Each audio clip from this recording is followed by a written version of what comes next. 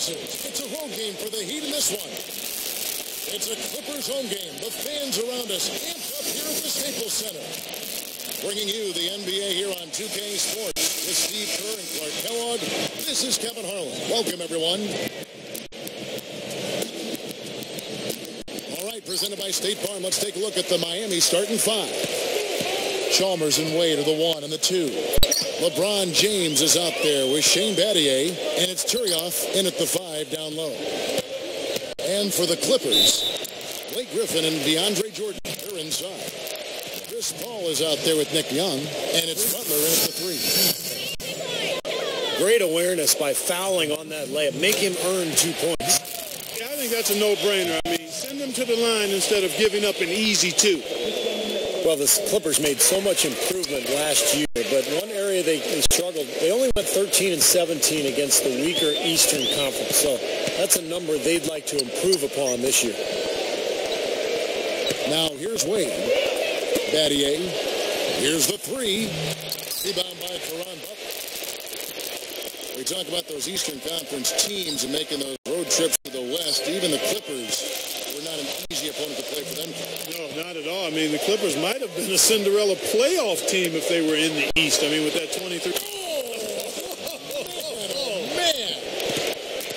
Off to the races, just really getting up and down the floor. Not much the defense could do there, guys, but let them go. Ball against Chalmers. Shot clock at 6. And they turn it over. Stepped in the line that time. The total lack of focus, was not paying attention to where he was. The Heat making a switch here. Anthony's checked in. Here's LeBron. James is called for the charge. That's foul number 2 for him. Nice job there, sliding over and taking the contact. You know, a lot of times those kinds of plays change the momentum of the game, and even though they don't show up in the box score, they're significant plays. Udonis Haslem, he's checked in for LeBron.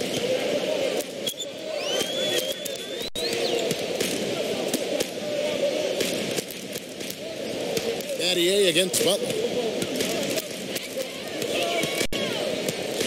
He's guarded by Battier. And it's Butler missing. And the defense got away with a major lapse there. Wade against Griffin. Wade gets the bucket. And you look back at LeBron's arrival in Miami and how it affected Dwayne Wade. Well, his shooting and scoring went down a little bit, but you would expect that with so many weapons offensively. I thought Wade was very efficient and really sacrificed his game.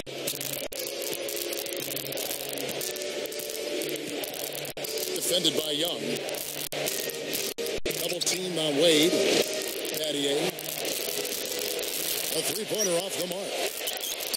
You talk about sacrificing his game. It was something that Wade had to do, as well as LeBron and Bosh when they all came together in Miami. I think it's a major adjustment for all three, maybe more so for Wade and Bosh than LeBron. I think LeBron is comfortable being a facilitator. As a matter of fact, I think he likes that most about playing basketball. Really?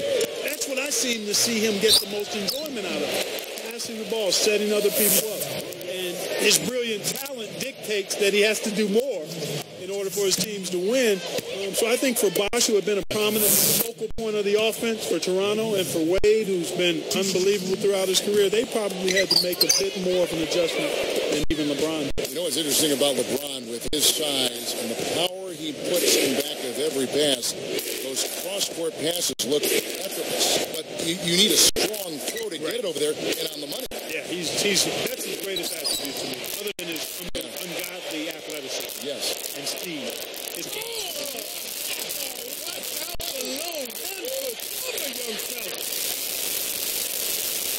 And it's a tie ball game. That steal led to that easy transition basket. You know, Steve, they've got those guys reeling a little bit right now. Here's Paul. Well, the West has long been considered the stronger of the two conferences in the NBA, but Miami, with its revamped roster, really had no problem beating Western Conference foes last year. Here's Butler. Chance there to take the lead.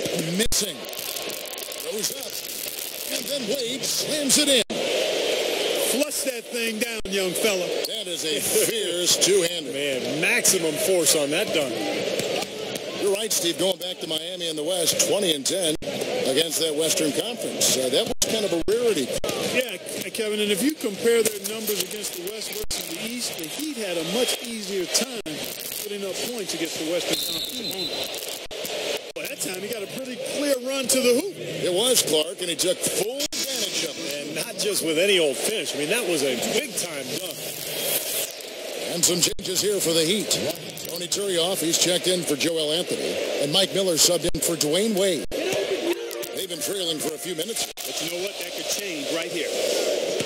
Vinny Del Negro didn't have an easy go of it leading the way for the Clippers in his first year coaching that team, but he was able to get them to up their win total, and that's something to build off of.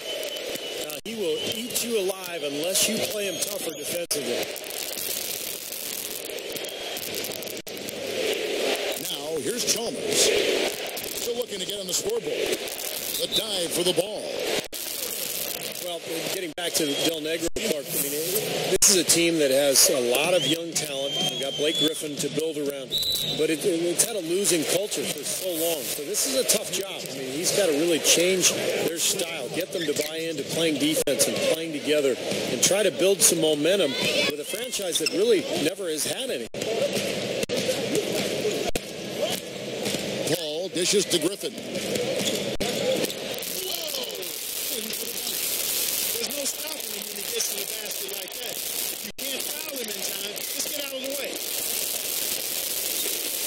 Over to help.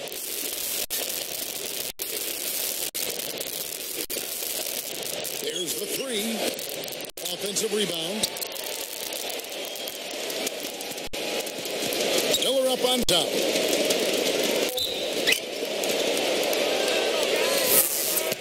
Shooting. Free throw drops for Battier. The Heat making a switch here.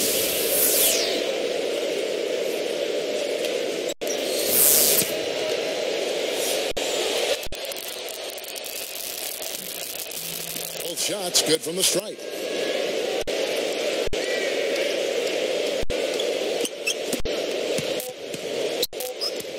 And here is Paul. A good game so far as we conclude the first quarter. Clippers.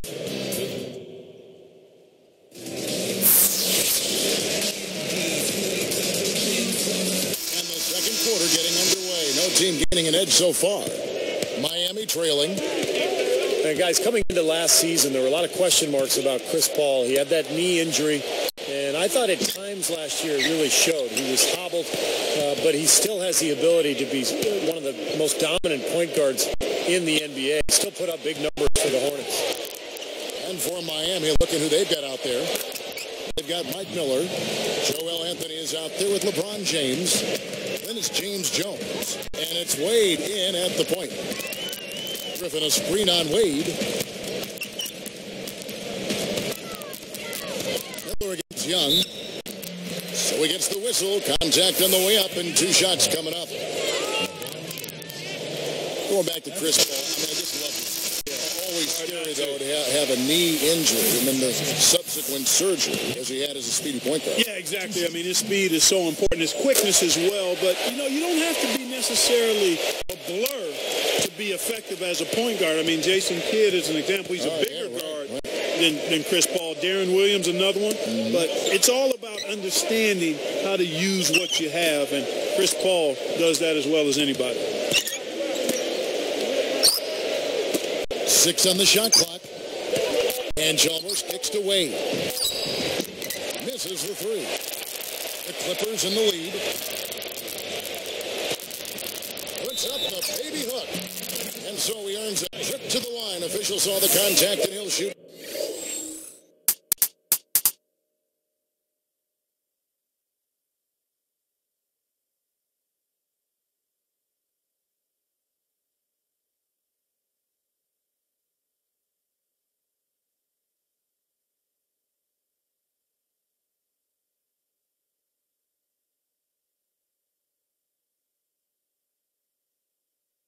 2. Caron Butler, a very capable one-on-one scorer. He's a guy you can go to at the end of games because he can face up, a little bit like Carmelo Anthony, and use that triple threat to score on you.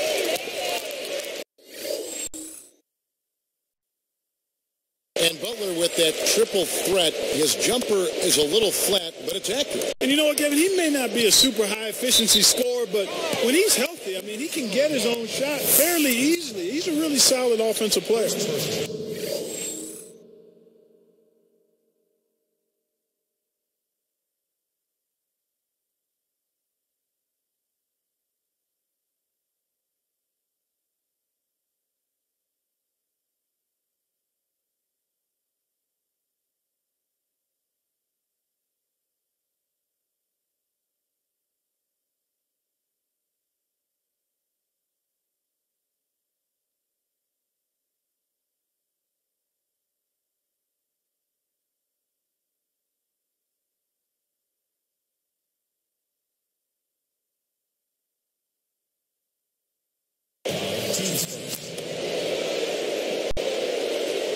Here's Wade. 6 points for him.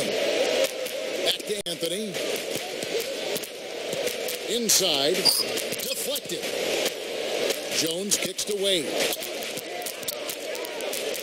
Down to 5 on the shot clock. Wade missing again. You know, you take a look at the makeup of the Heat and the offensive numbers last year.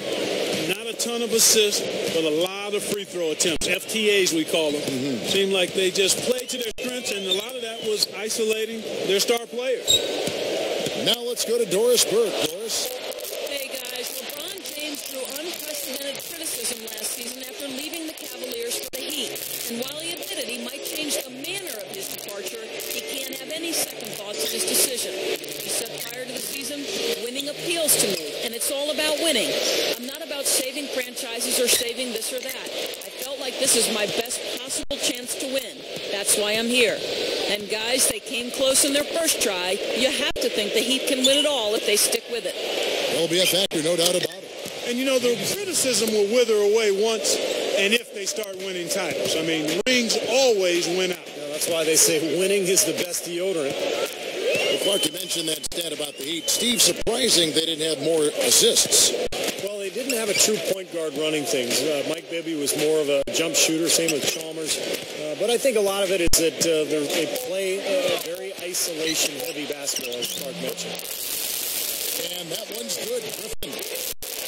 What an offensive display he's putting on.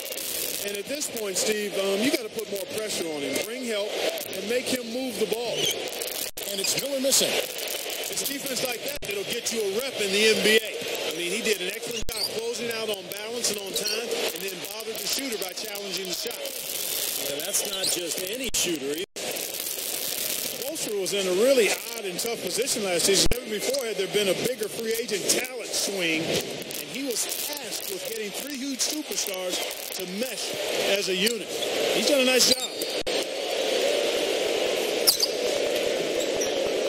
Griffin against Anthony. Lifts up. Rebound by the Heat. Back to Spoelstra because he was the first coach, Steve, to deal with that much talent. He had some very unique situations pop up along that road. Well, he sure did, Kevin, and he had to coach that team under a microscope all season long. The basketball world was watching, and that Miami team went through some ups and downs. But in the end, I think Eric Spoelstra did a fantastic job, and he looks to be one of the bright young coaches in this league. The Heat trailed by 6. From 17 feet out. Wade missing again. I think he's got to regroup and get himself together here. I mean, something's gone wrong with him this quarter. He's really fallen off. And they're moving it up. Caron Butler covering. Wade gets the bucket. Wade's got 8 points. Well, the defense has to commit so much attention to him. He's just an important part of this offense. Now Young. 10 points for him. Outside Griffin. Takes it up. And here is Anthony. trailing by 4. Pushes up. Again, Dwayne Wade. Now just a 2-point Clipper lead. Well, sometimes when you're at a height disadvantage, that's the way to attack. Go right at your defender. We'll be back shortly live from Staples Center in downtown Los Angeles.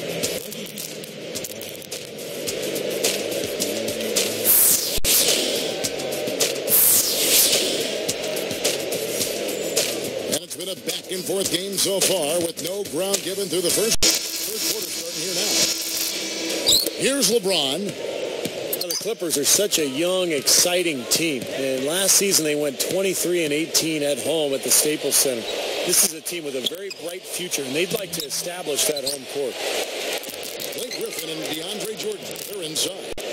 Nick Young is out there with Chris Paul. And it's Butler in at the small forward position. That's Vinny Del Negro's 5 as we get into the second half. And let's catch up with our sideline reporter, Doris Burke. Doris, over to you. Kevin. Well, one of the big turning points for Miami and the Big Three was an early season loss to the Dallas Mavericks. Their record was 9-8 at that point, and as it turned out, the Mavs would be their finals opponent. Wade said of the team meeting that followed that loss, at that meeting, letting us know to be friends and to be real with each other. If we see something wrong with our game, point it out. I think we all looked at each other and held each other accountable with our games. That was a significant moment in the Heat season. Thank you, Doris. That game served as a wake-up call for the Heat early on. You know, I remember that game. You could see the Heat were a different team after that loss last year, and I think it helped them get to the finals. For those Los Angeles fans, Clark, the emergence of Blake Griffin as a superstar has to be a cause for celebration. Steve talked about their winning record at home, over 500. I've got this team circled. What about you? Yeah, I do too, and part of the reason is the guy in the middle. I mean, there's a feeling this team is only going to get better, and Griffin may quickly become LA's most dominant basketball player. He's certainly already perhaps the most hyped and closing in on maybe as popular as Kobe Bryant in some circles. He's something else. Yeah, he's special to watch.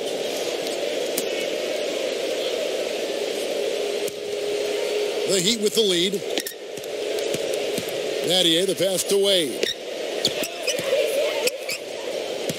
Feeds it to LeBron. LeBron right side. Gives him the lead pass. Clock at 6. LeBron is doubled. Straight up. Can't get it to go. Now the Clippers take it the other way. You know, there were questions about how LeBron would play in a new jersey. Statistically, he was about the same with the drop in points and a higher field goal percentage. He's a brilliant player no matter what uniform he's got on. And stolen by Chalmers. He did what he could to try to handle that pass, but that was too hard to handle. Here is Paul, looking for his first bucket of the game. We're talking more about LeBron's stats. You're all over it, Clark. Steals, assists, blocks, rebounds, all look the same way they did in his last year with Cleveland.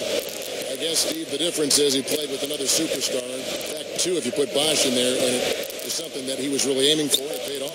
Yeah, LeBron was never concerned about numbers. It's always been about winning, and I think LeBron throws it down hard.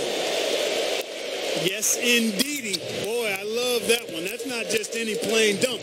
That has some panache to it. That's an energizer, guys. That is an energizer. That is, and that will lift the whole team up.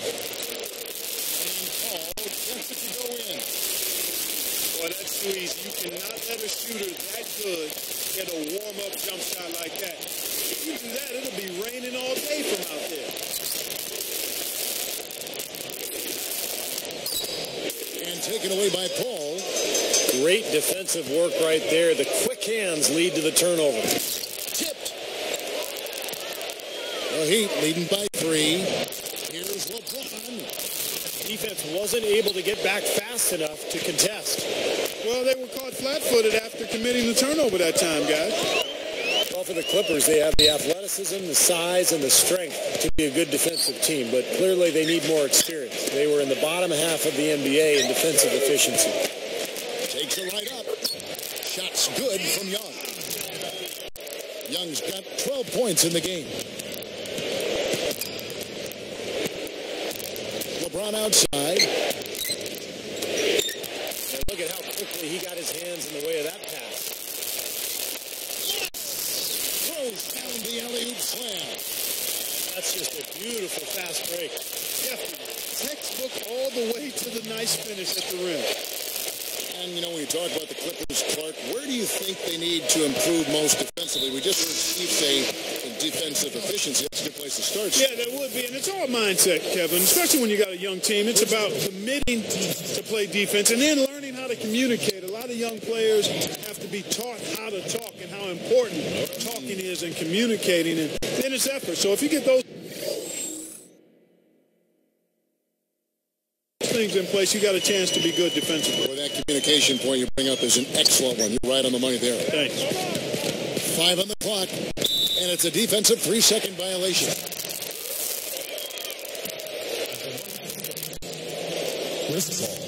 And the technical free throw is good.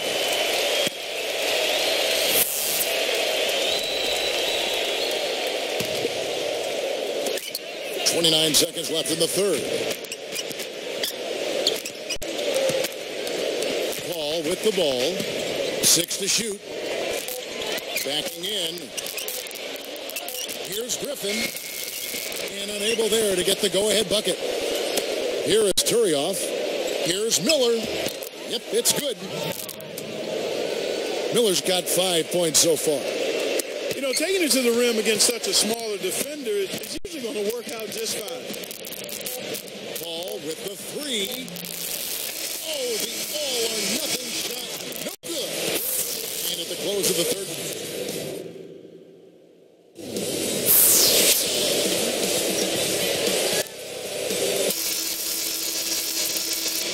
Here's Paul. On the floor for Miami, starting the fourth. Chalmers and Wade are the 1 and the 2. LeBron James is out there with Turner. And it's Jones in at the small forward. And Griffin backs in. Defended by Jones. Foul called that time on the way up. That'll give him 2 chances at the free throw line here. You know, Blake Griffin has a little small-town flavor to him. Grew up in Oklahoma City, Oklahoma. He seems to be handling the bright lights of L.A. quite nicely. Great charisma and terrific basketball skill. And he makes both free throws.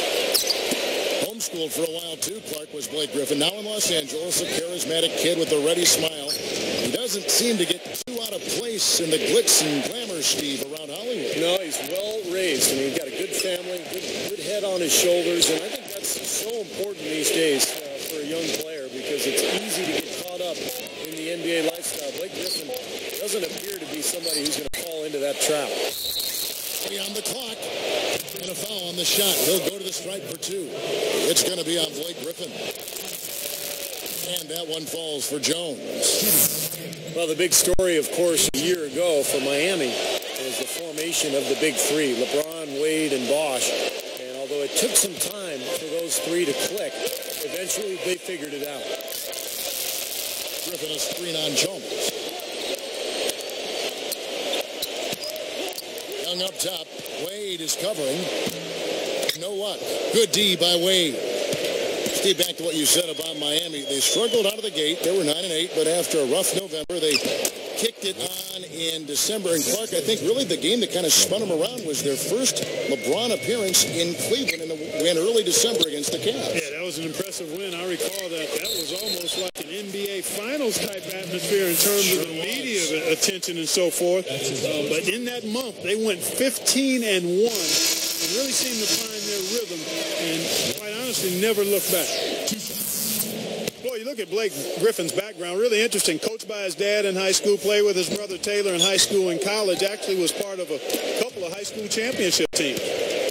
Catching up on the changes with Miami. Udonis Haslem, he's checked in for Turner. Adier comes in for James Jones, and Cole subbed in for Mario Chalmers. Here's Young. Wade is whistled for reaching in. That's his 3rd foul of the game. And for Blake Griffin, he decided to follow his brother Clark to the University of Oklahoma in Norman for college. Griffin stayed there a couple years. Steve, he was the college player of the year after his sophomore season. Well, you can see, I mean, Blake Griffin was flat out a a winner. I mean, he brings so much to the table in terms of his game, his athleticism, but also his poise and his leadership. So the Clippers are extremely fortunate to be able to build their franchise around him. Griffin on the double team. LeBron dishes to Battier. Yes, and it's LeBron picking up the assist. LeBron's now got 4 assists in the game. Well, they keep going right back to the paint, and who can blame them? I mean, they're getting it done in there. Yeah, 3 of their last 5 buckets, guys, have come from inside the lane area, so I'd expect them to continue to go inside right at the defense. Just 5 to shoot. Here's Butler on the mark from 16 feet out. And it's all knotted up. And here comes LeBron. Laid in with a nice touch off the glass. Well, he just does so many things well out there. A true pro, a professional display he's put on here. Paul for 3. And again, it's the Clippers from deep.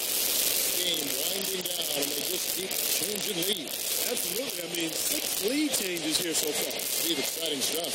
Yeah, this is a fun game to watch. Which team can kind of extend a lead and make a couple of big plays here, try to seize momentum. We'll see. For the Clippers, Reggie Evans is checked in for DeAndre Jordan. And it's Foy in for Nick Young. Mario Chalmers, he's checked in for Miami. And let's get this update now from Doris Burke, who's across the way on the sideline.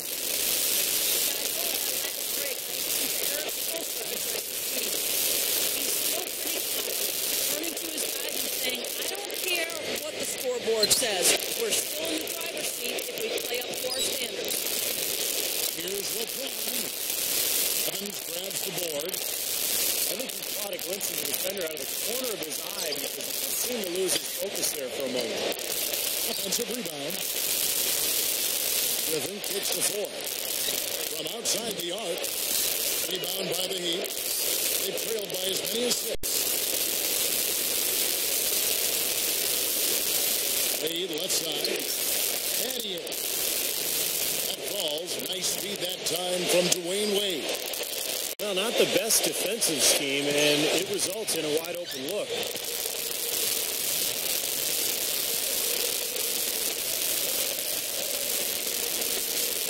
Battier against Butler. On the mark from 16 feet out. Butler's got 4 points this quarter. There's Miami's ball. Less than 1 minute left. James is called for charging. That will get him his 4th foul of the game. And the Clippers call time here. A different look for the Clippers. DeAndre Jordan comes in for Reggie Evans. And Nick Young is subbed in for Randy Ford. Here is Paul. And they double up Paul.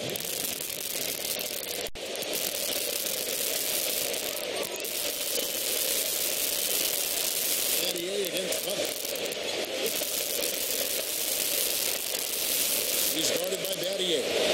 Puts it up. Butler missing again. They've got to be careful. They can't give him that much room because at that range, he'll make you pay. Boy, that's huge. They needed that one. Now here's Paul. And here's Young. He gets a hand on it.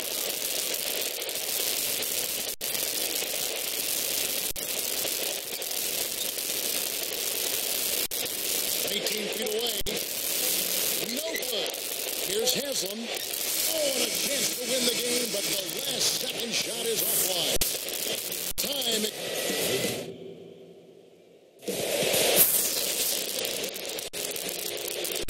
So 4 quarters, not enough. And we're getting set for the jump ball to start overtime.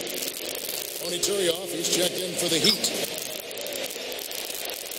All fueled up and ready to go to overtime basketball here. Brought to us by Gatorade. Let's check out who's on the floor. On the court for the Heat. Chalmers and Wade are the 1 and the 2. Shane Battier is out there with LeBron James. And it's Turioff in at the 5, patrolling the paint. Chalmers against Paul. Shot clock at 6.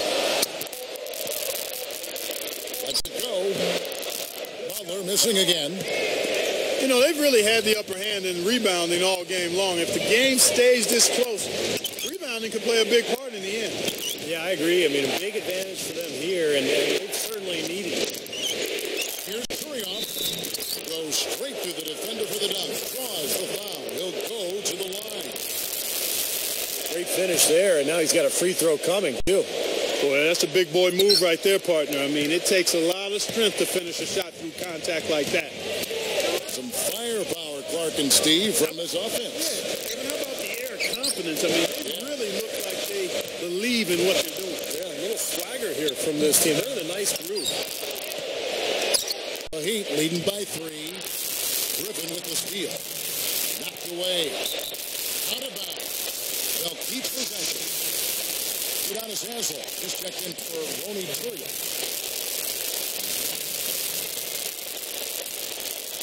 Here's Paul.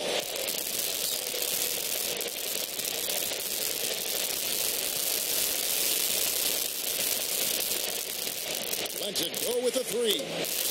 Good. You know, he's been ice cold up until that bucket. I mean, he needs to have some patience and just take what the defense gives him. Don't try to force anything here. Now Griffin. Jumps up. Good, and Paul gets the assist. And that's 15 points for Blake Griffin. You can't give him any space out there. Wade against Tuck. Shoots the 3. That's good from Battier on the assist by Wade. And the Heat lead by 1. Kevin, that's what you expect from him. When the pressure's at its highest, with the game on the line, that's when he's at his best. From 17 feet out. And it's Butler missing. Well, they've had the advantage in rebounding. A monster throwdown. Wow. But maybe the play of the game right there. An alley-oop slam is always going to be at the top of the list there, Clark. You're right. That's one of my favorite plays in basketball, guys. Here's Young. But they get it back. And they're going to have to make sure they box out here. Don't give up any second chance points. And that's just too easy. I mean, to rebound effectively, everybody's got to do their part. Here is Paul.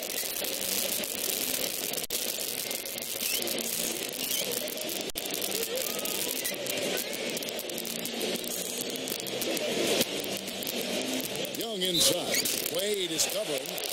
That was good awareness. Fouling and avoiding giving up an easy dunk. Well, I think that's just good, smart basketball. Make him earn his points at the line. It's the first that brings them within 2. Both good from the line that time. Here's LeBron. And so they choose to intentionally foul.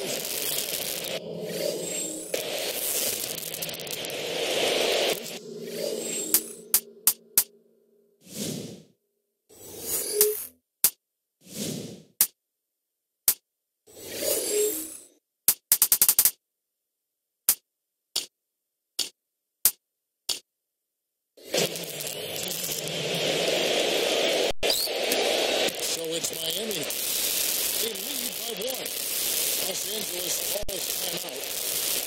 They trail by 1. We got 22 seconds left in overtime. What's your take, guys? Well, you've got the luxury here of running a play, so you want to do something that you're very comfortable with. Absolutely, Steve. I mean, no need to panic whatsoever. I mean, they're in a very good spot right here.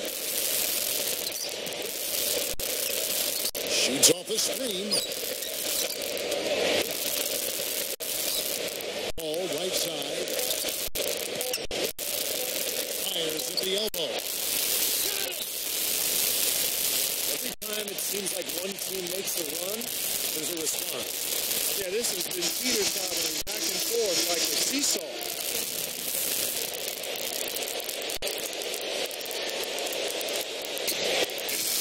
So it's the Clippers taking the win in a close one. An impressive victory in overtime after an exciting end in regulation. You know what? In a long game, fatigue can sometimes affect every aspect.